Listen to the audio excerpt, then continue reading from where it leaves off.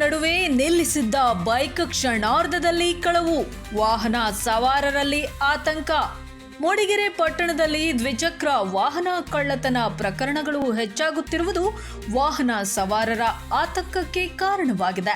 ಇನ್ನು ನಿನ್ನೆ ಸಂಜೆ 7:30 ಸರಿಸುಮಾರಿಗೆ ಚಂದನ್ ವೈನ್ಸ್ ಸಮೀಪ ನಿಲ್ಲಿಸಿದ್ದ KA13 EM 9319 ಸಂಖ್ಯೆಯ ಬೈಕ್ ಅನ್ನು ಅಪರಿಚಿತ ವ್ಯಕ್ತಿಯೊಬ್ಬ ಕಳವು ಮಾಡಿಕೊಂಡು ಹೋಗಿದ್ದಾನೆ.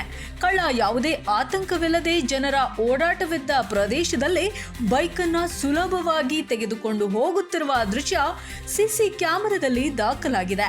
ಈ ದೃಶ್ಯಗಳು ಸಾಮಾಜಿಕ ಜಾಲತಾಣಗಳಲ್ಲಿ ಹರಿದಾಡುತ್ತಿದ್ದು, ಸಾರ್ವಜನಿಕರು ಪೊಲೀಸ್ ಇಲಾಖೆಯ ಭದ್ರತಾ ಕ್ರಮಗಳ ಬಗ್ಗೆ ಪ್ರಶ್ನೆ ಎತ್ತಿದ್ದಾರೆ. ಇನ್ನು ಪಟ್ಟಣದಲ್ಲಿ ಇಂತಹ ಕಳ್ಳತನಗಳು ಮರುಕಳಿಸುತ್ತಿರುವ ಹಿನ್ನೆಲೆಯಲ್ಲಿ ಪೊಲೀಸ್ ಇಲಾಖೆ ತಕ್ಷಣವೇ ಕಠಿಣ ಕ್ರಮ ಕೈಗೊಂಡು ಬೈಕ್ ಕಳ್ಳರ ಜಾಲವನ್ನು ಪತ್ತೆ ಹಚ್ಚಬೇಕು ಎಂದು ಸಾರ್ವಜನಿಕರು ಒತ್ತಾಯಿಸಿದ್ದಾರೆ.